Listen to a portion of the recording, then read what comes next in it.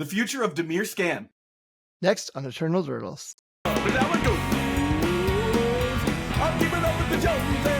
I just want to give a quick shout out to all of our Patreon supporters out there. Thank you to the Dirtle Maniacs. If you want to be a Dirtle Maniac, go to patreon.com/eternaldurtles and help support the channel. It keeps things going. It keeps things updated.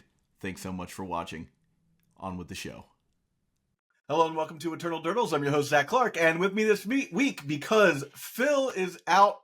Man, what's Phil doing this week? Phil is out flying planes for the Air Force.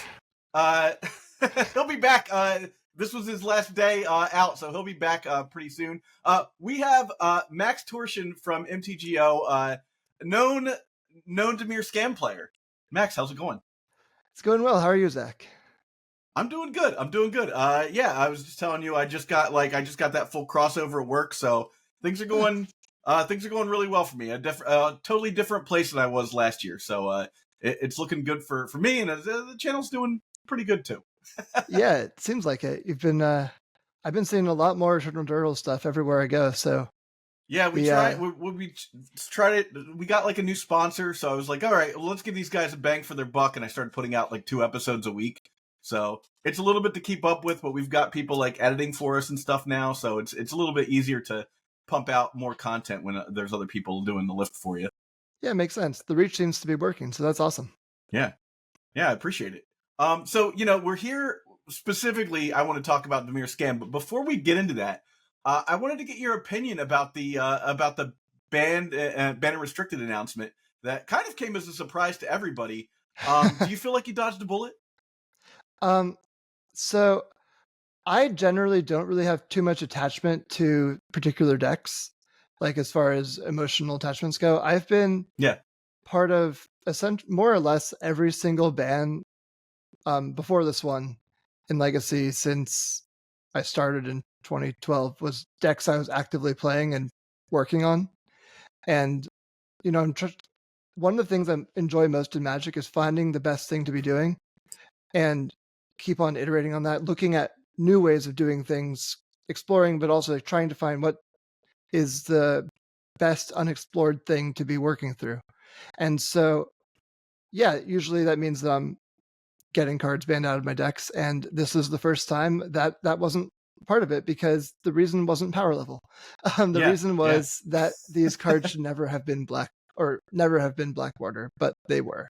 Yeah. So I hard agree on that. I'm a little, the attractions thing, obviously an annoyance, but it's like they've banned these things for like kind of 2 different reasons.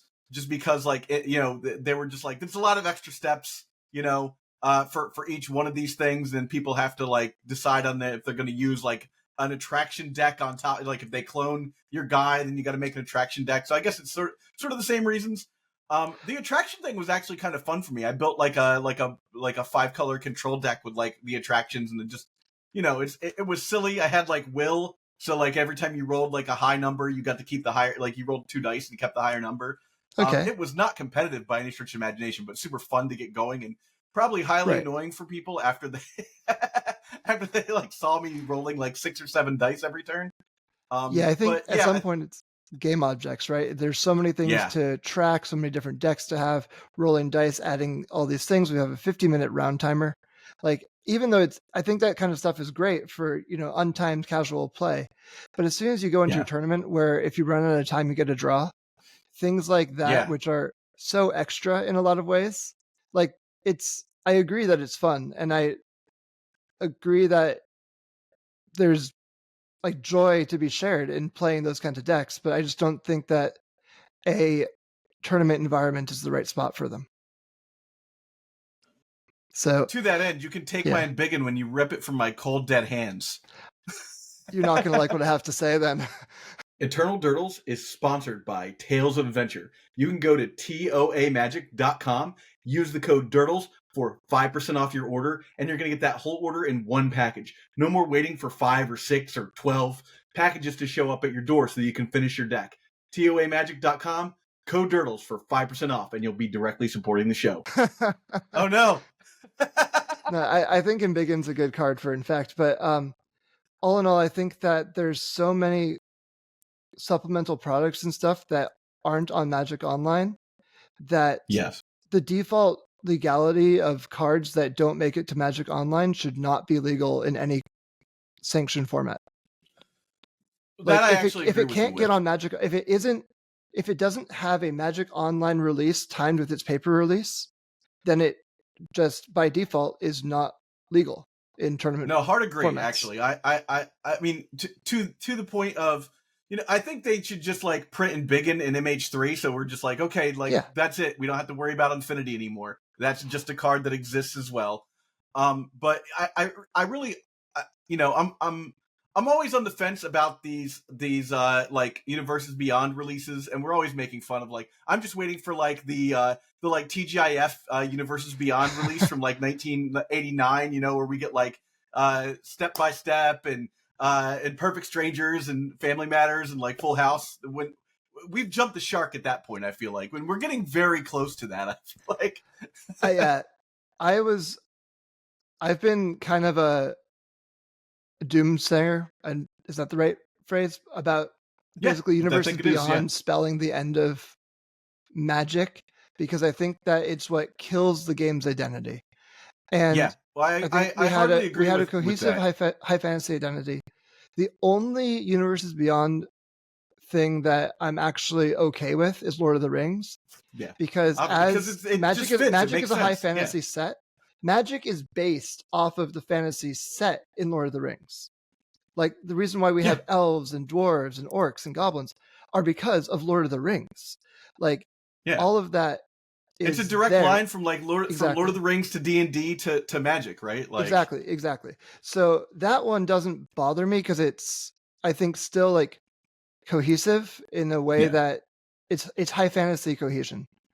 And I think that anything in like the true high fantasy realm is okay to have in Magic, but when we're getting into like all these Universes Beyond, like Fallout, it's I never played the Fallout games. Fallout's such a weird one for me because it's like who wanted that? Like I mean I get people like Fallout, but it's just like there's not like a new Fallout game coming out in the near future, it seems like. Right. Like I loved Fallout 3. I played the crap out of Fallout 3 in 2007. Like that was my identity in 2007. But it's just like, what a odd choice for like, like you're just like, hey, this particular I just don't get it. I guess maybe they're putting out a new Fallout soon or something like that, and those guys wanted to, get that branding going. But it's such a strange choice. Show. Yeah. Oh, the show. That's right. The show. Yeah, that makes sense. But there's still parts from the show. It's not like they have the characters from the show. Like if they had Walter Goggins as a card, I'd be like, that's great. Yeah, I have no idea. But really, the thing that I don't like about all the Universes Beyond sets is just that it dilutes the IP of Magic as a game. And I get that they're trying to appeal to new players and doing all this stuff, but it feels like such a in-your-face cash grab feels that you opportunistic. Can't. You can't even like in good faith pretend like, oh, it's like ideally like everything. Like Assassin's Creed. Companies are trying to make money. Yeah, exactly. But no, obviously companies are trying to make money, but the way that they should be doing that is by giving the people who play the game the product they want, and then they buy it, and then they make money. It's like I was telling you before about being like a game designer, and there's this like weird, especially Magic. Magic is like kind of the brand that created this concept in game design, is that you create product for new players, and you assume that your entrenched players are entrenched and they can't go anywhere, which they're not wrong. Like, I'm not going to quit Magic because they put out an Assassin's Creed set, but like, it is very cynical. Right. But to that end, about not going to quit Magic because they put out an Assassin's Creed set, before the product release cadence became insane, I would buy a box of every standard set from my LGS, and I'd crack it with my wife. We'd play sealed or whatever, and we'd just have fun opening and playing with the cards every 3 months or so. And so that was fun. And then the product release schedule became so insane with set after set after set after set after set that honestly it all became noise to me. And I no longer bought a box of every set release because I couldn't. And so instead of just picking and choosing, I bought none of them. I haven't bought any boxes since that happened. And I remember gonna buy a box of when MH3, you but yeah, I'm gonna get a box or two of MH3. yeah. But what Eternal Durdles is proud to be sponsored by Moxfield.com. Moxfield is the best deck building website on the internet. You can find all of my and Phil's decks in links below, including decks from this episode. And if you do, you'll be directly supporting the channel. You know, it's this thing that I talked about a lot. You know, in the early 2000s, even before that, like in the 90s, I went to high school. I graduated high school in 1999.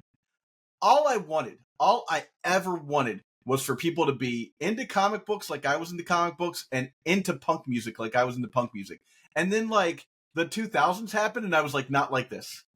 And, you know, like it's just like absolutely, you know, I didn't want everyone to be like a giant Blink-182 fan or like pop punk music to take off. And then like everyone's like, Iron Man is so cool. And I'm like, Iron Man? Like, what are you talking about? Like Hellblazer, you know? You know, like, but I feel like that like, you know, that monkey's paw twist where you're like, oh yeah, I want this thing, and then that happens. I always just wanted for there to be like a constant stream of Magic cards. Like as a kid, I was just like, oh, I'm waiting so long in between sets, because as a child, everything takes forever. You know, like you're just like waiting and waiting and waiting and waiting. You know, new cards come out, and I couldn't afford everything anyhow, so it was just like I just wanted to like open new packs. You know, and now we've got that like that like third monkey's paw curl of like punk music, comic books, and now Magic is just a like fire hose stream of product releases. It's really the darkest timeline for me. That's fair. It's funny. So I'm I guess 7 or so years younger than you. I have a 4 and a 6-year-old, so I know exactly what you mean by things feel like they take a very long time when you're that old, because it's a percentage of your life.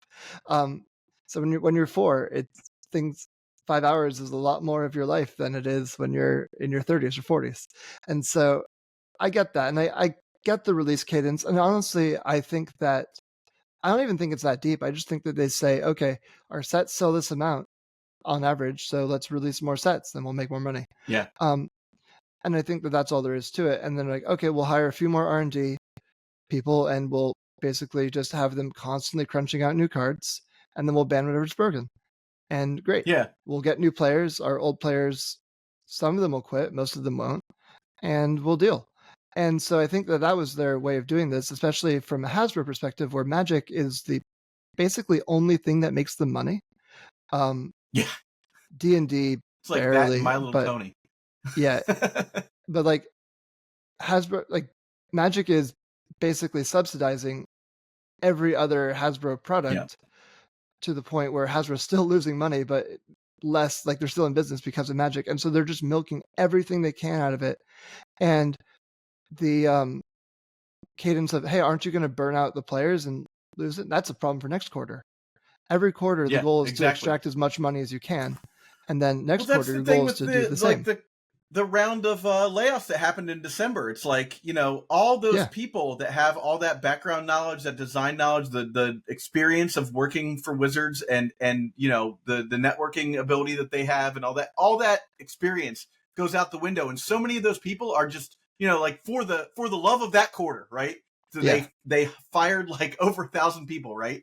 And then like it just gets harder and harder to churn out good product when you continually like churn your staff like that too. So it's that whole like one quarter at a time mentality is also really disruptive to the game. It is, and I've seen it happen at companies that I've been at in the past for my own job, and so I've experienced it firsthand. I know how terrible it is for morale for people still working there. It's terrible because when you lose your coworkers, especially in a massive layoff like that, you know, first of all, your job's not safe. You're not going to go above and beyond for a job that's going to potentially cut your position regardless of performance. You're not going to give it your all. You're gonna, good, but you're gonna do work-life balance in a optimizing for life kind of way. And so the quality goes down, the morale goes down. People just don't care as much. And we're not going to see that now because it's 6 months later and these cards have been set for, you know, the last 12, 18 months. But in 18 months from now, we'll have you on in 2 more years and we'll talk about that. Exactly. When that comes around. I made a controversial statement that Everyday Eternal talked about on their most recent podcast, but I said that Magic's got about 5 years more life left in it. And I genuinely believe this. I think that Magic's going to be basically dead. Or about as dead as like StarCraft 2 is. I was a big StarCraft 2 guy. That's actually what got me into Magic. We'll circle back to that, I'm sure. But back in 2010, 2011, StarCraft 2 was it. It was like the pinnacle of esports. It was all over the place. Korea was obviously huge into it. The GSL was great. We had like the North American versions of those, European versions of those leagues, and viewership was astronomical. There were like actual stars in the game. And for reasons that don't really matter for the story, the game is basically dead now. It exists. You can, sign on and play it, but no one really is. And I mean, I think even StarCraft Brood War has more players now than StarCraft 2, just a kind of as a nostalgia game. And the point being is that Magic's not too big to die.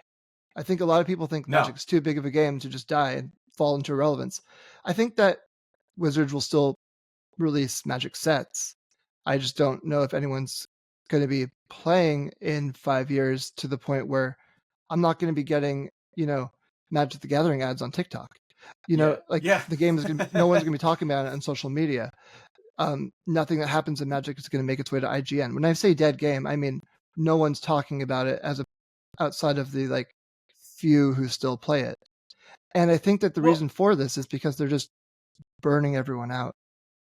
Well, what do you think? So obviously, slowing down the release is one solution, but maybe they won't ever do that. Do you think that there are any other solutions that they have, like to kind of circumvent that from happening? Like, obviously, somebody at the company also is of this opinion, is working against this darkest timeline, right? Yeah, and I think that it's way easier to point out problems than it is to come up with solutions. You and I both know that. I think that one thing that they need to do to be able to retain players is get the competitive aspirational story back. Thank you. Because that was what drove me from a casual player to a competitive player. And the reason why I'm still playing the game 15 years later or whatever is because of that track of getting in. They sold us a dream, Exactly. Yeah, exactly. And it doesn't need to be the best, most robust dream in the world. But if Nathan Stewart falls off the Pro Tour, which he just did, you've designed it wrong. Your world champion just fell off the train because That's pretty wild. Because Magic is a game. It's a mix of luck and skill, and I always say playing well is necessary but not sufficient to do well in a tournament.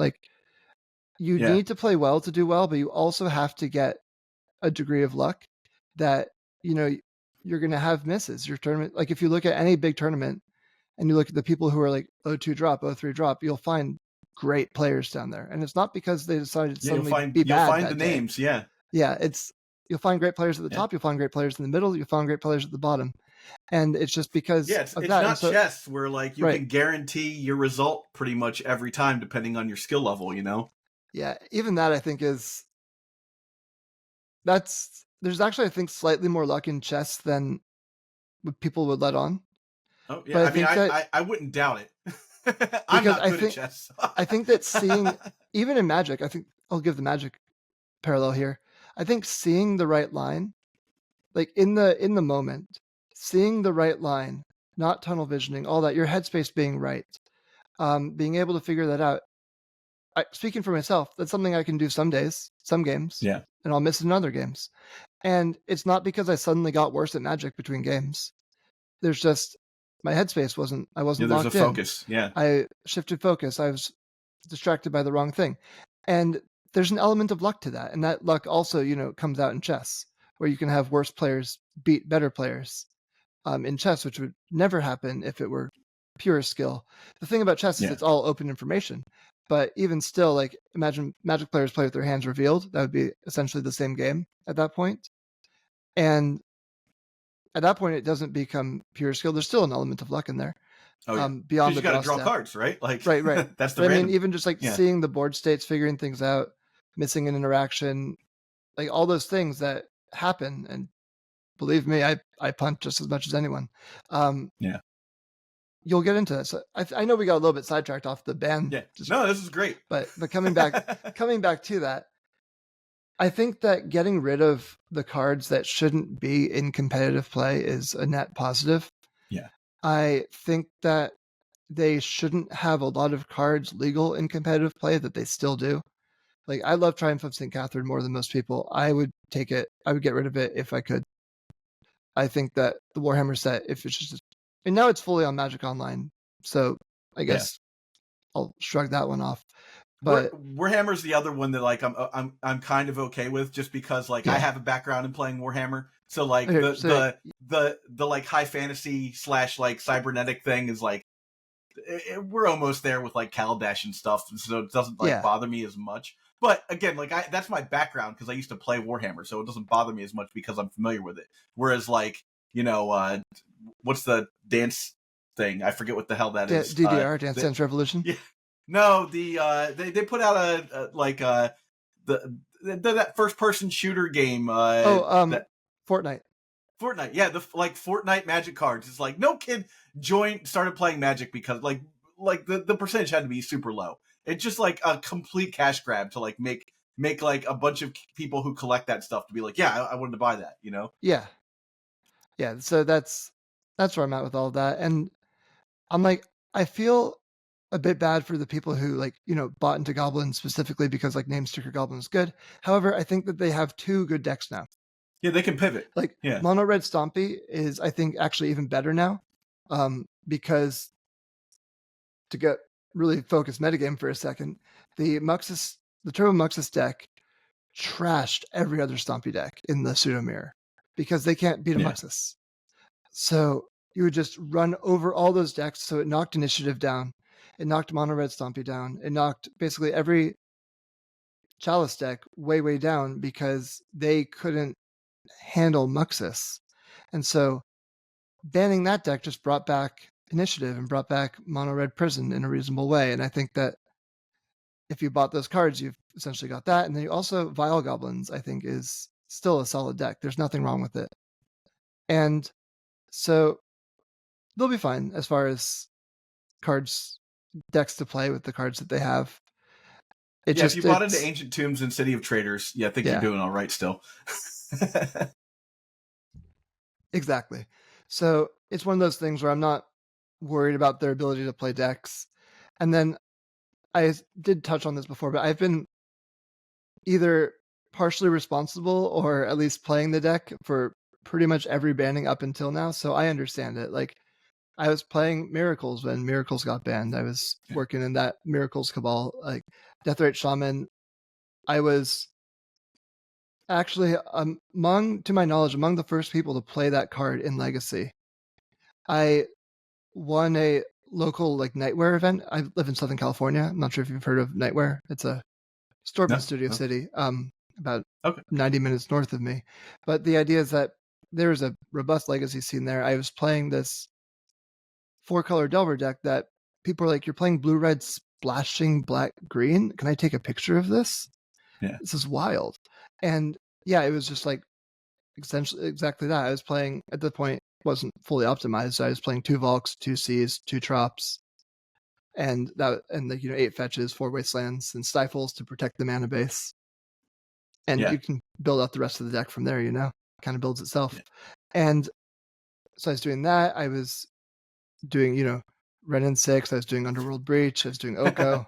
I did love me some Ren 6. I remember one of the best DMs I've gotten was from someone I played a Ren 6 Oko Delver deck to some success on Magic Online, which, as you can imagine. Rude. And this was right when Oko was out. And I had people messaging me like, why are you playing Oko? It doesn't look good. Like, can you explain this to me? And I was like, no, just play it. Or don't. Like, up to you. Yeah. But like, just try the card. And then tell me what you think. And So it was one of those things that people were like, justify this decision. I'm like, no, I've justified it to myself. You figure it out. But yeah, people just cards get banned. I'm full of banned cards and my history. I have paper Underworld breaches that I never got to play, and they're still sitting in their 4-up sleeve from the TCG player mail. You can build 4 CEDH decks with them. I could if I ever played CDH. That's we had an interview. Yeah. This is like maybe 5 or 6 years ago when Chris Cox first came to Wizards. I had an interview with him where one of the things he said, and this was right after there were a bunch of bans in Standard, was that like we're going to keep over designing and breaking things and then banning. So like I've been ready for that for a while. Like I and this was for Standard. Like things were happening in Standard way faster at the time. I think like that this was like when Smuggler's Copter got banned. We were talking about this. So it's something I think people should be kind of honest and aware of at this point. That like if you play the best deck, things from that deck will eventually get banned because everyone's going to flock towards that eventually. Right. And especially if your consensus best deck doesn't have any glaring weaknesses, then it makes it really easy to flock to. And so, like you said, I think that they have to do that, by the way. This is a quick aside. They can't design an underpowered set and then dial things. It's a paper game at its core. They can't increase the power level. No one wants another Homelands. Exactly. They can't increase the power level if they undershoot. But if they shoot high and then a few things fall too high, they can ban those cards and the rest of them are fine. They have to go that way because of the way that the game is released. If it were a digital game, they could play it safer and then crank up the power if they ever put too low, crank it down if they're too high. But they don't have that choice to crank up. So they have to bias the way that they're biasing. That's not anything I fault them for. It's just the nature of the beast for a paper game. Yeah, but I mean, the last time they changed the text on the cards was like companion, and that was not a great feeling for everybody, right? Right, exactly. Although I don't mind how they did that ish. I still wish it were never there, but ish. I'll take it.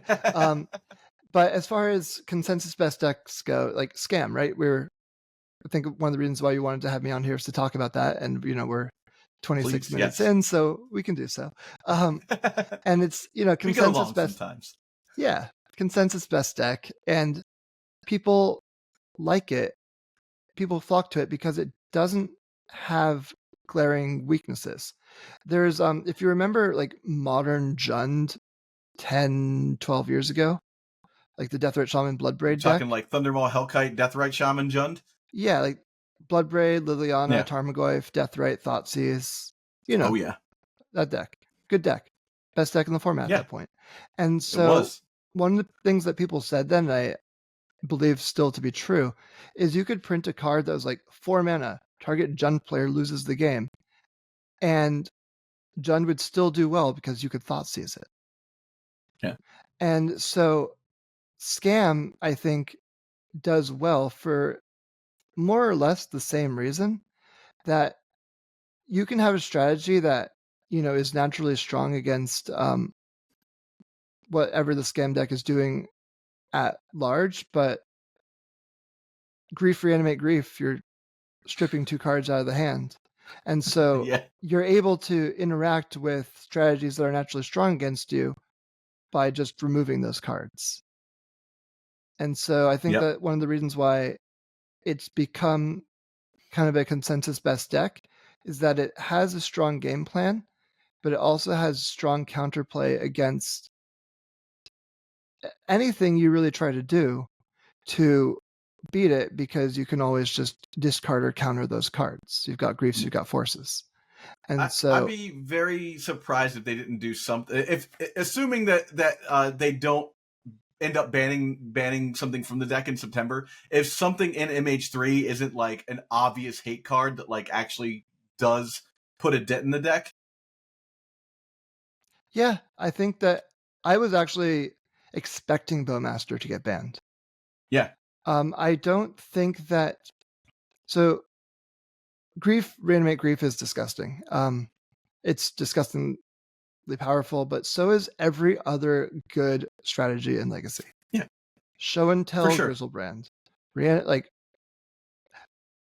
Chalice, no, you can't resolve any of your spells. Blood Moon, you can't cast any more spells.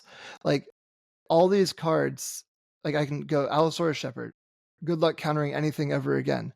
Like, there's all these things that are just absolutely disgusting in Legacy. And honestly, if your deck doesn't do something that is gross, if it just doesn't like shut down your opponent outright, makes them kind of like, miserable is not the right word to say, but prevents them from functioning or lets you just kind of completely go over the top of them, then your deck's probably not very good in Legacy.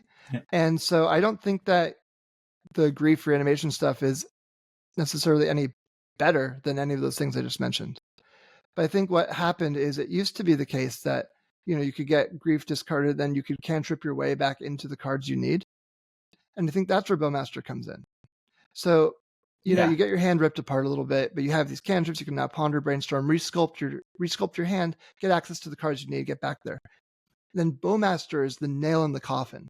Bowmaster says, okay, no, you can cantrip, but I'm going to kill you really fast if you do that. It's closing the door for you, Exactly. Effectively letting you draw less cards over the course of the game, Right, or shortening the clock severely or reducing your board presence, if you do cantrip into it. The best way to stop your opponent from drawing cards is to have them be dead.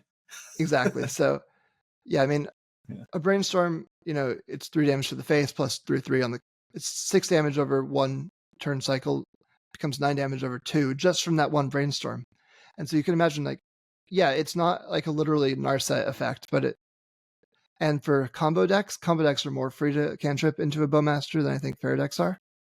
But it's it really makes the grief play pattern worse, that you can't recover as effectively because Bowmaster's preventing the cantripping recovery process. Yeah. And so I was expecting and it's Bowmaster like just sitting there on turn 2 to wait for, like, after you've reanimate griefed, you're just like, okay, I'll play my second land and pass. Yep. It's like, oh, is this obviously going to happen to me? Exactly. And then some people have me on record for defending Bowmaster a while ago. And the reason why I thought at that point that I liked it was because, to me, Magic is at its most boring when the plays are scripted. Like, you just always cast your spells, you always use your mana, you just whatever's in front of you, you remove the creature in front of you, you cast the spell, you tap out. Like, Treasure Cruise era was really, really boring to me. Because just linear. Right, because you cast everything always to fill your graveyard, then you cruise, and then you draw more cards, and you cast everything, you cruise, draw more cards, and like, there's never a decision of, should I cast this spell or should I wait?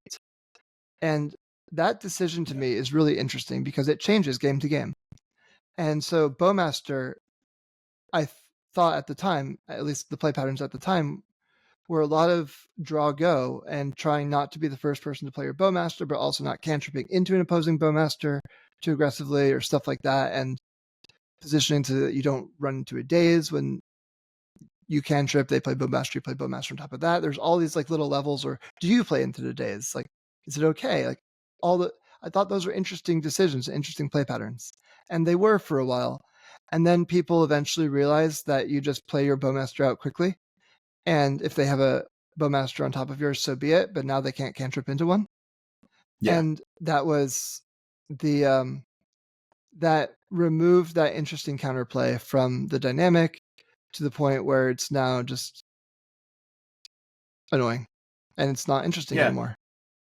My stance on Bowmaster back like 6 months ago was like, let's just see how it shakes out, Yeah. Let's see, the card is still relatively new. It saw its first Eternal Weekend, like it looked very powerful, it had been powerful throughout the summer. But it wasn't like at a point where I thought it was at saturation, where I thought like it's just too much. And now it's at a point where it's like, okay, we've kind of solved the format. Let's move on. That's how I feel about it. Like, I don't think it's the worst card ever printed, but I also I would like to see other things happen. Well, I've got good news for you from your monkey's paw. MH3 is right around the corner. And that's the reason they left it, even in the announcement. That's why they left it legal, is because MH3 is coming and the format's going to change. And there's really no point banning a card for power level reasons when the format's about to, for lack of a better term, rotate. And we don't know what the format's going to look like with MH3 coming in. And it might be that Bowmaster is still too strong, at which point they'll ban that or ban Grief. I would rather them ban Bowmaster for kind of the reasons I mentioned before. I think that the Grief thing is kind of it's powerful and gross, but it's not anything out of line with Legacy. The Bowmaster stuff just kind of feels worse, like from a emotional state. I'm not talking anything rational here, but just like Bowmaster to me just like feels worse as far as things go. And I know that it's a blue punishing blue and then non-blue can sidestep it, and that's only true to a point. Like everyone has X1s. Or if you don't play X1s right now, there's a reason, and it's Orcish Bowmaster. So like it is. Do you want to play your X1s again? Get rid of the Bowmaster. So obviously I'm a huge Baleful Strix apologist, so I'm gonna of course. I miss the bird. I've actually been playing with Death Shadow. You know, like there was at one point in time there was a deck that played Death Shadow. You know, like we just don't do that anymore. I mean, Parker, Ikehata, Underground C, you see on Twitter, he's still doing Death Shadow work. He's on and off the deck, just kind of as his interests wax and wane. But the deck is still viable. I don't think that Shadow's completely fallen off. I do think that the problem with Shadow is that once you're in that space, you may as well play Scam. Is kind of the problem. Exactly. Which is my gripe is like, can we have one budget deck? You know, like, come on. If only. I mean, we've got Oops All Spells, which is apparently getting a lot better with MH3. With all these I mean, all those lands, right? Yeah. Including the one that actually, can remand a spell or bounce a permanent in blue. Yeah. Oh yeah, that one looks ridiculous. I wouldn't be surprised if Oops All Spells becomes a black-blue deck like it is in Vintage. Like instead of being like black-green, I think you could just play. No, my chief fear is that Bowmasters doesn't get banned because of power creep reasons. I mean, that's a monkey's paw. I mean, that's kind of what they're thinking by leaving it legal, right? They're saying, hey, this card is like kind of borderline, but we're about to put a lot of borderline stuff in the format anyways. Let's see how this all shakes out. And to be honest, if a lot of like really disgusting cards that don't cantrip and aren't X1s start taking over the format, Bowmaster gets worse. Like the main Delver deck that people play right now is not Grixis Delver. People play Rug Delver or like, blue-red splashing a Trop or two for casting Questing Druid. People are playing that because the mana is more stable and the cards are all still good. Like people are willingly not playing Bowmaster in their Delver decks at this point, a majority are not doing that. And it's not because they are sick of Bowmaster, it's because they think that it's more competitively optimal for them at this point to not be doing that and to be playing Questing Druid instead.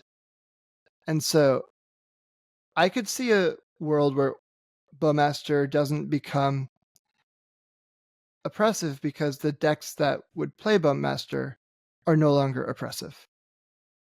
Because if Scam is outclassed by other things and there's no other like fair black deck that runs it, so it becomes like, the Beseech Storm deck is like your Bowmaster deck, then you're like, okay, that's fine. And so I could see that happening, and then that would be okay. MH3 has a lot of really powerful cards coming in that I'm excited about, and so I could see that. That was my next question. Is like, what do you think looks enticing from the new set? There are a lot of cards that say draw 3 cards on them, which doesn't lead me to believe that Bowmaster will stay in the format. Yeah, so that is true. Wight of the Reliquary, which is hard for me to say, but I love that the name and the card. It's green. It's a gold card, green and a black, 2/2 vigilance. It's obviously named after Knight of the Reliquary. It gets +1/+1 for each creature card in your graveyard, as opposed to land card like Knight. And then it has tap sack another creature. As opposed to sack another land, and then you can search your library for a land, put it into battlefield tapped and shuffle. So you're able to recycle through like token makers or creatures that benefit from dying to get lands. And that's cool because it actually ramps you. Sack a land, get a land outside of like flagstone stuff. doesn't really ramp you, and then to make the flagstone something you can stack with Knight, you have to have Yapamaya in play, so it counts as a plane, so blah, blah, blah, blah, or forest, sorry. Blah, blah, blah, blah. So Wight actually has real ramping capabilities. It has vigilance, so it can attack and use its ability. I think that right now there's a scam depth deck that's like almost there in the format. I've played it. I've like trophied once with it. Maybe I haven't like tried it in any like bigger events. I have a lot of decks I want to try, not that much time to do it. But I think that kind of strategy becomes very viable, and this card is sweet. I think it's aggressively costed, but not overtly overpowered. I think that as far as other cards I'm interested in, you're wishing you had Death Shadow. There's a Necrogoyf. Yeah, Necrogoyf looks interesting. It's a one single mana, just black. Power. It's a Tarmogoyf stat block, and then its power is set by the number of card types in your own graveyard. So it's not both graveyards; it's only yours. And so that's how it's, less expensive. It gets completely shut down. Like Delirium. Void. Yeah, exactly. Oh yeah, and it escapes with Delirium, so you can recast it from your graveyard. Yeah. So it's you're right. It counts like Delirium, but also uses Delirium card type exiling. I guess to recast escape / Delirium. That's weird. I didn't even really put that together. But yeah, it's basically got those two things tacked onto it. Yeah. So I think that's a cool card as well that I'm excited to see how it plays all together. There's a couple, busted things that could be happening with like Ugin's Labyrinth, because when it enters, you can exile a colorless card with high mana value, and then, you can exile the card, crack your LEDs, and then cast the card. Yeah. There's some busted stuff like on the horizon here. It's a little bit of a terrible pun that thank you for not acknowledging. But yeah, there's a lot of cards that I'm interested in seeing how they go. Flare of Denial, I think, is a card that is really iffy because it's a 3-mana counterspell with an alt cost of you can sacrifice a non-token blue creature rather than pay its mana cost. So obviously things that come to mind are like Delver, the new Nathan card, Murktide Regent, stuff like that. Yeah. But also, ideally for me, Baleful Strix, Icing Quaddle. Those cards would be really nice to sacrifice to this Flare of Denial. Yeah. And so, if we're talking about old decks that I'm kind of hoping come back, I could see Aluren coming back in a reasonable way with this card, because all of a sudden you have all these non-token creatures that are kind of throwaways. And Aluren's weakness is always, one of its weaknesses has always been like faster combo decks, because it's a pretty slow deck. And it does grind well against fair decks, given like the 8 birds and stuff that it's got going for it, like the Strix and Coatl. But having like, a set of hard counters, another set in there probably goes a long way towards actually beating combo decks and making that a reasonable space to exist. Now, that said, it is weak to Bowmasters, but say you have a Strix in play and someone casts a Bowmaster, you can sacrifice your Strix to counter it with the Flare. So there's kind of you're gonna lose that bird anyhow, right? Exactly, and now they don't have a Bowmaster for it. Also, 3 mana is not like too much to just pay sometimes. Right. Yeah, I hard cast Force of Negation all the time. I mean, 3 mana is a cancel is not the worst. And actually, you're right. This is a cancel as opposed to just like a negate. So you're able to counter creature spells for 3 mana, which is again big. We've all lost a reasonable number of games holding a Force of Negation and looking at the creature spell, like the Murktide Regent being cast across the board, and like, that resolves, I guess. Like, that's a creature, right? That's good. Yep. So, you're like, I really wish Dig Through Time was legal. I would counter that. For real. So yeah, that's cool. I'm wondering if there's going to be like an Emerge Eldrazi deck, because they're really pushing Emerge and Eldrazi in this. Yeah.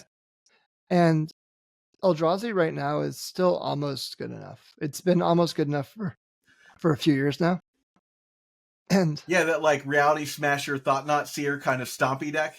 Exactly. And the problem with it is honestly like the stat blocks of the Eldrazi themselves, they just got outclassed. Like that deck can't beat a 6/6. Yeah. That's the secret.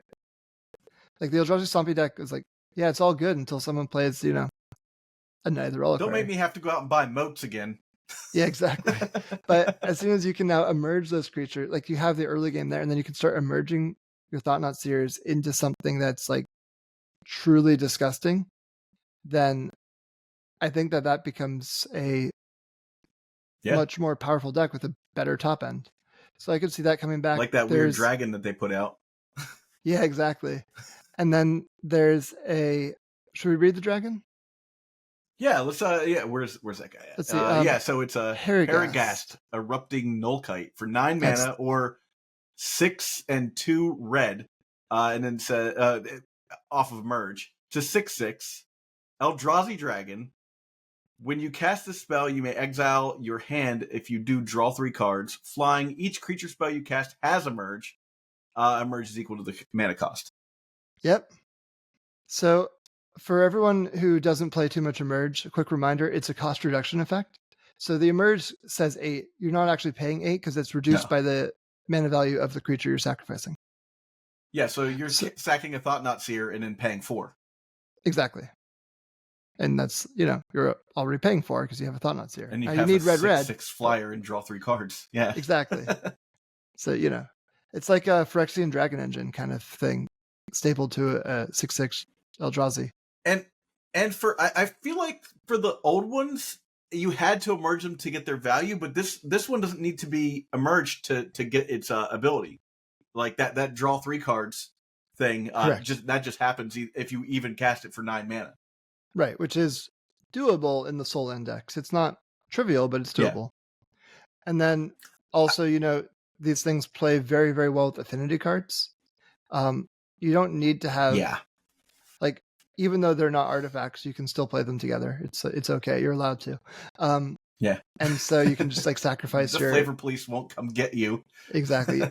Sacrifice, your thought monitors or your mirror enforcers or whatever and cast this on the cheap. There's also things like there's a Lord for 1 and a colorless. I don't have it in front of me right now, but it's an Eldrazi Lord. It's like a 2/2 other colorless creatures you control get +1/+1. Like that is not an artifact, but I think could really put life in a bunch of the artifact decks, like the Steel Stompy kind of decks that before I was known for Scam, I was known for Doomsday. And before I was known for Doomsday, I was known for Steel Stompy. At some point, Stompy, that was a deck that like was pretty big like 5 years ago, and then just kind of fell off. Yeah, I played it to a good finish at Grand Prix Niagara Falls, which is what put it on the map, and then basically Force of Vigor just absolutely killed the deck. Yeah. It was fun. I liked that deck a lot. But, that's one of those things that I was looking for reasons to bring it back. And having like a Lord in that deck that isn't an artifact is actually a good thing. Because all of a sudden your mass artifact destruction spells that your opponent will play don't destroy your artifacts. So that's upside, not downside. And like the little bit of extra toughness goes a long way against like Plague Engineers and stuff that would eat up your constructs otherwise. So that was my argument for the new Jeroff in 8-cast is like it makes black zombies, which are not artifacts, Oh, I think the card's better than Sai in that deck. Yeah. I agree.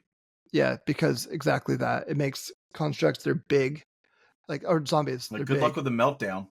Yeah, exactly. Nice meltdown. Here's attack you for 10 because the zombies stay big. Yeah, they stay huge. And there's no problem chaining spells in the 8-cast deck. That's actually something that you kind of want to do anyway. We love doing that.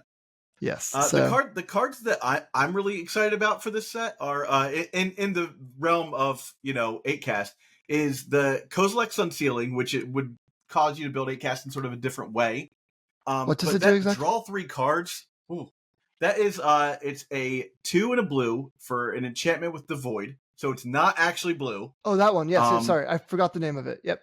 Yeah, and so 4, 5, and 6 casting cost creatures make 2 Eldrazi, just 2 0/1s that you can sack for a colorless mana. But then if you cast a 7 or greater, you draw 3 cards. Yep, exactly. It's going to cause you to build the deck in different ways. Yeah. I blanked on the name. I actually had made a tweet about that as soon as I saw the card, and I did a 4-image tweet with that one, and I did Thought Monitor. I think I saw your tweet. And was yeah, we're literally having this conversation because of that tweet. Yeah, I blanked on the name of the card. I'm actually really, really bad at card names. I'm terrible, especially if it's like artifacts I don't play. Yeah, so I've been creating content more now, and one of the things that I'm realizing a lot is, so I have ADHD, and one of the most frustrating symptoms for me is that I struggle to come up with words. I don't really think in words, and I have to construct words to be able to match my thoughts. And so oftentimes I have words that are on the tip of my tongue and I just can't think of them. And with card names, that is even worse. And so I've been, I'm afflicted as well, so I know exactly what you're talking about. It's not fun. And so people think you're stupid when you can't think of this. Like, I'm a mechanical engineer, and so, there's a lot of jargon throwing around. And so if I can't think of a jargon word that is fairly commonly known, and it's just on the tip of my tongue, just to ADHD things, people go, oh, he doesn't know what he's talking about. But really, it's just that. And so that's been something that's been frustrating to me here. And then going back into this, I'm bad at card names. So when you said the Kozilek's Unsealing, I'm I have no idea what that is. But as you just said 2 in a blue devoid, I'm yep, exactly. So most of the time when I was playing Cabal Therapy, I'll describe the card as opposed to naming it. Oh no. I'll just say, okay, it's the 4 mana elemental that in black that you can pitch another black card, and then it enters, it has Evoke, and you can discard a card from it from my hand with it. It's a 3/2 menace. I would say that instead of Grief if I couldn't think of Grief. Yeah. And I'd be able to do that. You would be great as the celebrity on the $25,000 pyramid. Yes, but not at naming the thing. So yeah, not the contestant though. No, terrible. Yeah. So yeah, any game that relies on actually naming a thing, what movie has this description? I know that movie. I cannot. I can quote you that movie. I cannot tell you its name. I do this to my wife all the time. He's the guy from that thing, and then I'll name every plot of the movie, and then she'll be like, do you mean Bruce Willis? I'm yeah, that's it. Exactly. Yes. So anyway, I found the card I was going to try to talk about, and I couldn't think of the name of Psychic Frog. The only I could think of was Hypnotoad, because I'm a Futurama fan. That's its new nickname. Yeah, I mean, look, it has the spiral eyes and everything. All glory to the Hypnotoad. But yeah, It's a 2 mana 1/2. It's the 2024 Psychotog. Whenever it deals combat damage to a player or planeswalker, so it doesn't even have to hit a player. You can attack a planeswalker and still get the effect to draw a card, and then discard a card, put a +1/+1 counter on it. So again, unlike Psychotog, we're now no longer dealing with temporary buffs; they're counters. Stays big, yeah. And then exile 3 cards from your graveyard. It gains flying, so you can just pitch card extra lands as you don't need them. Whatever things that are getting discarded or removed. It's dealing damage, drawing cards anyway to fuel itself. This card is good. Now, as far as Dimir Scam goes, this is a shoe-in 4-of to that deck. If things don't change, okay. If things don't change in a significant way between, the other decks stay approximately where they are, there's not a huge metagame shift. I am playing 4 of this frog in Dimir Scam alongside the Bowmasters, but no more Broncos, no more Voidwalkers main deck. I'm not trying to fit any extra exit or animate deads in there. I'm just clean Psychic Frog, go. It's been a minute since I looked. Is Gush legal in this format? Gush is not legal in Legacy. Okay, I didn't think it was. No. It's it's been a minute since I tried. I even it's never on the radar for me to unban. So I'm just yeah. Gush is not legal, which is good because Delver would play Gush. And we don't want Delver to play Gush. Yeah, so no Gush shenanigans. Yeah, this is Shadow Mage Infiltrator and Psychotog kind of mashed into one card. Mm-hmm. Oh, and then the Eldrazi Colorless Lord, I just found the name of it. It's that heralds the end, which It obviously heralds rolls the right end. off, Yes. rolls right off the tongue. I can't believe I didn't remember that one. But yeah, there's like, I'm really excited about the power of Psychic Frog as far as these decks go. Really, I love brewing and finding, like what I was saying earlier, I love brewing. I love finding the best thing to do in competitive spaces. I love figuring that out. I love that puzzle. And so I'm going to be really enjoying MH3 up until there's a consensus broken thing, and then I'll be sick of it.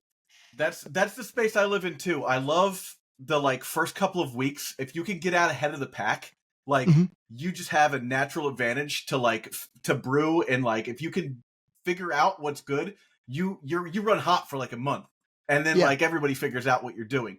And that's the space that like I'm not a great Magic player, but when I am running hot, it's because like I saw Red and 6 come out, and I was like, I'm just gonna jam this into Rug Delver and see what happens. Like and for like 2 months, I was like on top of the world. Like I could not be stopped.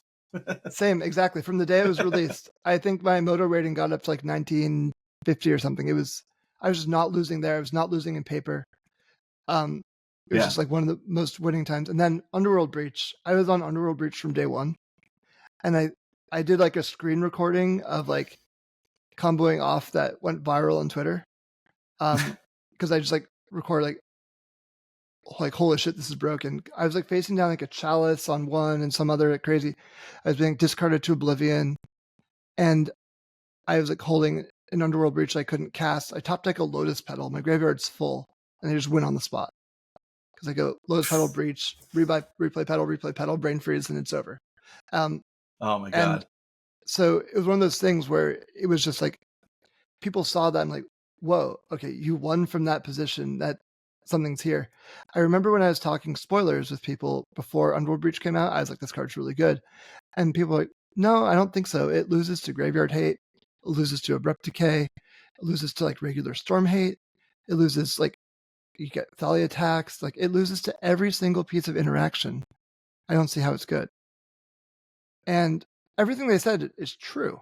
It does get beaten by all those pieces of interaction, but the secret is that the combo itself is so compact that you could play a deck of cards that interact with everything else. Yep. And then just win. So anyway, whenever you're ahead of the pack like that, it's just truly, truly disgusting. I remember it's amazing. I was tracking my win rate through Underworld Breach. Like I was keeping a spreadsheet because I was curious. And on Magic Online, I was at 81%. Over 200 matches. It's got to feel so good. 200 matches? Jesus. The only other time the beautiful thing about Moto, you can get in so many reps. Yep. There was also a time back in 2020 that I was playing vintage shops, like Ravager shops. And I played 100 matches with that deck. And that was in 2020. So MH2 had not come out. So no Force of Vigor. And that was another one of those crazy wins. I think it was also 81%. I had won 81 games over 100 matches. And so it was one of those, I actually wrote an article about it way back when, but it was one of those like things that felt super silly. I had a newborn at the time, and I had realized that it was tough to get him like down for naps and be able to stay napping. But if I was holding him on my chest, he would sleep decently, like as a newborn baby. And so I would strap him to my chest in like an ergo baby and bounce on an exercise ball and play Moto. There you go. And it was a win-win because, baby gets to nap. I get to play Moto. Wife gets a break. Like everything is upside there. And so that was a sweet situation and then I think he was giving me advice like telepathically. So he's secretly like, the baby, a master Ravager Shops player. But it's one of those things where it's just like so much fun to just be ahead of the curve, or like play the optimal thing. Then people don't know it. And MH3 is going to have so many good cards that I bet that there's cards that people don't see now that aren't going to even like be played for a couple months or maybe faster. It took us a year and a half to figure out grief, like. Yeah. So as far as that one goes, so my inspiration for it, I'm been getting credit for, which is nice, but I actually net decked someone else who I saw inspired me. Diego Ganev. I think he's Brazilian. I'm sorry if I'm wrong there, but D Ganev MTG. He top 16 to challenge with basically the deck that looks very similar to that, and I was like, that looks sweet. And then I started iterating in that space. This is before Lord of the Rings had come out, so there was no Bowmaster, no Troll yet. But it did mean that you could safely play Baleful Strix as like kind of like your bridge card. So you had that, and then you had Uro as your kind of your card advantage spell to recover from there. And it was, a really solid deck that I enjoyed quite a bit. And then Menguchi saw what I was doing, picked it up, and then was like also spearheading it, not necessarily as at that point like the best deck in the format, but kind of what I was feeling too of like the most fun deck in the format. We were both having a blast with it. And he was playing it there, and then a bunch of Italians were like, "Oh, this is so bad. How are you playing this?" And I remember he was like, someone was like 7-0 in a 4 seasons. And the entire time that they were playing, the commentators were like ragging on how bad the deck was. This deck is terrible. Like, and it was like, I know it's all kind of like in jest, like kind of like Italian culture. And I think if it were English American, like Americans doing the same thing, there'd be a lot more weight to it, a lot more malice. The Italian, like there was no malice in what they were doing. They're just like, I just don't think it's good. Yeah. Which is fair. It's fine. Like in America, you'd be like, how could a commentator say that? But I'm more saying it's just like, be like, no, they weren't on board. Then, Lord of the Rings came out, and Bowmaster and the Troll really did just ramp up the power of the deck. So that was the thing we really missed when we did our review for Lord of the Rings was the basic land cyclers. I was just like, yeah, that's another card I guess you can play in draft, and I like didn't put together how amazing and how like format changing those cards would be. Yeah, I was fortunate that I did put it together, which is also kind of why I'm getting scam credit. It's because I think at the forefront of updating the deck with Lord of the Rings to make it look kind of like it did now. I still played Bug for a while. And then Easy Money Marksman, Manuel Drudy, was actually, I think, the first person to cut the green and say, hey, these cards are good enough on their own. I had like been kind of talking a little bit about it without like creating a cohesive deck list, like publicly, like maybe we don't need green, I don't know. But then Manuel Drudy came up with a very clean looking blue-black scam list that is pretty similar to what you'll see now. And then obviously, people added the Entomb package to the deck because why not go over the top of everything else? Yeah. And now we've got Scaminator, and then there's a lot of ways to play it too, which is kind of nice that you have these. Like if you want to play green, you can play green. If you want to play Esper Scam, like Esper Scaminator, you can do that. If you want to play just Esper Scam, or like with or without the Entombs, you can do any variant, and then any like level of reanimation. Like, do you want to go full Entomb, or do you want to just play Scam? Like you're I don't think either deck is necessarily better or worse than the other one. I think your matchup profiles are slightly different, and so you can. I think that the decks are either better or worse based off of what you expect to play against. And the Rescaminator deck obviously is like more powerful in a vacuum because you can put Attrax into play, but then it's more vulnerable. So how are people what's the counterplay like? How much graveyard hate are you going to face? Like, are you expecting to play against main deck unlicensed hearses all day? Like, or are you expecting to not do that? And that's what that comes down to. So I think that Scam is, as far as best decks go, I actually don't mind it too much. I think that the Rescaminator one is a little bit more frustrating just because it's always a little bit more disheartening to like lose to an Atraxa hitting the field because it's over, even though the game hasn't ended yet, than it is to just be like attacked with a grief for a few more turns. Is like your opponent's like trying to counterspell your removal, but you're kind of cantripping into it, and there's like back and forth play there. You don't really feel out of that game until your life hits 0. But when someone's putting, Attrax into play or Archon of Cruelty into play, you can bounce it and then they just draw like 5 cards and you're like, oh. Yeah. Exactly. You know? You feel like you've lost and the game isn't over yet. It's like kind of garbage time, right? They call that. Like the Beans deck does that too. Yeah, It's garbage another time deck that feels indeed, yeah. terrible to lose to.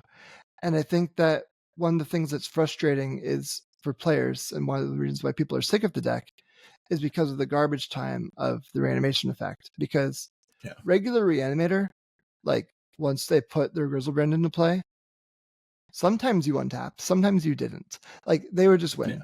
And it was essentially over. But this deck kind of, it puts the Atraxa into play and it gains an almost insurmountable advantage. And almost is the key word there, because you're not completely out of it. You're not just dead. But so you kind of have to fight it. But you're just at such a disadvantage that it feels disheartening. That was how the Emrakul, the like newer Emrakul that like took your opponent's turnover felt. Like you're like, the game's over, but like I have a chance, I can like top deck a removal spell, you know, like but like most of the time it just felt absolutely terrible. Yeah, so I think that when people are unhappy with the way that things go, like or playing against a deck, I think that that's the emotion that they're trying to convey. It's like they're just sitting there with this like hopeless feeling, and then it stays. Like if the game just ended, it would be fine. But they're just, because they're not actually fully out of it, they're just really, really, really behind. That they're just kind of at the spot like, I don't know what to do, and I don't like it. Yeah, I can't think of a time where I've griped about Sneak and Show when they like just get you with like Grizzlebrand and Emrakul and like the game's over. I'm like, all right, let's get to the next one. But like sitting on the board and just like watching your opponent, this is why people don't like Stasis, you know? Yeah. So the only time I've been playing Legacy, you know, pretty consistently since 2012, and the only time that I actually stopped was Snoko. When Snoko was like the de facto best deck, and it was just, I hated it. I hated just sitting there and losing just in the slowest possible way, because I'm not fully out of it, because it's an Oko and I can always draw Pyroblast and regain the board and so on and so forth. But it was just, everything about that deck just made me just miserable for so long. It was just so slow and disheartening that I quit playing for a couple months. And then when I was getting back into it, I was like, okay, you know what? I'm just going to try something completely different. And that was actually when I picked up Doomsday. A funny story. Because I was like, you know what? If I'm going to play, I'm going to do something that doesn't interact with Oko. Yeah. Don't have to worry about creatures at that point, right? Yeah, I was like, okay, so I played Doomsday. And then I played like kind of a slow Doomsday build, because Astrolabe is really nice with Doomsday, because you can play basic lands and filter them into triple black. And then also with Teferi, you can bounce the Astrolabe, draw a card, replay it, draw a card. And of course, drawing a card to crack the top of your deck with Doomsday is like one of the key points that you need to win. So I really liked that version of the deck. And I'm really glad that Astrolabe is on the ban list, but I'm a little bit sad that that was collateral damage. That was my other, like, can't we just have a deck that doesn't cost $1 million? Like now we can, you know, like drop the mana base down a little bit. I really hope that something like that comes out in MH3, where like the mana base isn't like we need all the dual lands, but you know, it is Legacy. Blue-White Stoneblade, even now, is like, or like Blue-White Control, whatever, that space with main deck back to basics is a legitimate deck. And especially with like the Blue-White Surveil land to help your predicts, I think it's a legitimate deck. I think that you can play it with like 1 to 2 Tundras as your only duels. You're playing probably 6 islands, 3 plains, playing Mystic Sanctuary, and you're just running this really basic heavy deck and able to leverage back to basics to win. I don't think that Astrolabe actually made things cheaper too much. I think you just had to play one of every dual land. So it was good for like entrenched commander players. But I don't think that it was actually like, I don't think that playing one of every color duel is necessarily that much better than playing like 3 Trops and 3 Tundras. as your duels. No, Like, I don't disagree. I think also, eventually you're going to get into that point in Legacy where you're just like, you're going to have to bite the bullet and start buying duels if you want to play competitively. Exactly. Yeah. Or, you can play some of the decks that don't rely on duels, which there are a few. Yeah. Like 8-Cast is really good. I think is a reserve list free deck as well. Painter's almost reserve list free. Yes, it is. Yeah. Maybe plays a duel or two. And then you've got like Black Saga Storm, which doesn't play any duels. If you want to splash a color, you, I guess, could play a duel, but you could also just play fast lands or like a 2-color MDFC land that's coming out in MH3. Like there's a lot of ways to do that. And so I think that you need duels to play fair blue in Legacy. Yeah. But you don't necessarily need duels to play Legacy. And so there's a mix there of like what to do. But the thing that really I hated the most about Astrolabe is that it banned every non-snow basic. Yeah. Yeah. You just saw the exact same basic lands like every game. Yeah, because I think that like the ways that players can express themselves are playmat, deck box, card sleeves, and basic lands. Like those are the main ways that like a player can express their personality. Personally, I spent a lot of some amount of money, mostly time, but collecting like the APAC basics. Yeah. That I have like Sunflower Plains, the Boat Island, all the ones that bring me joy across it. Yeah. And I was just like, I can't play these because of this stupid snow card. And the only way I'd be okay with that card ever being legal again is if snow mana somehow got errated to any mana produced by basic land. Right? It just seems like that would make as much sense, like it's not changing really anything aside from like the snow permanent thing. Like right. What like your, Rhyme Dryad taps for mana or something like that, Yeah, yeah. Something ridiculous. Well, we're running up at the end of the hour, and I guess any final thoughts about what you hope to see for MH3? Anything that you a design that you're looking forward to maybe popping up? That's a great question. I should have thought about that more. As far as designs that I hope pop up, I hope that there's something that rewards waiting, kind of like when I liked Bowmaster. And I liked the fact that you didn't have to play all your spells just right on curve as you draw them. Use your mana, cast your stuff, and just always go, go, go, go, go. I like draw, look at hand, think. Not just like bluff. Is it right for me to play my spells? Sometimes yes, sometimes no. Pass turn, opponent's in the same situation. And that's, to me, the most fun Magic. And I don't know if I can give like a text box necessarily that will create that effect. But I want it to be right to not just jam. Okay. Always.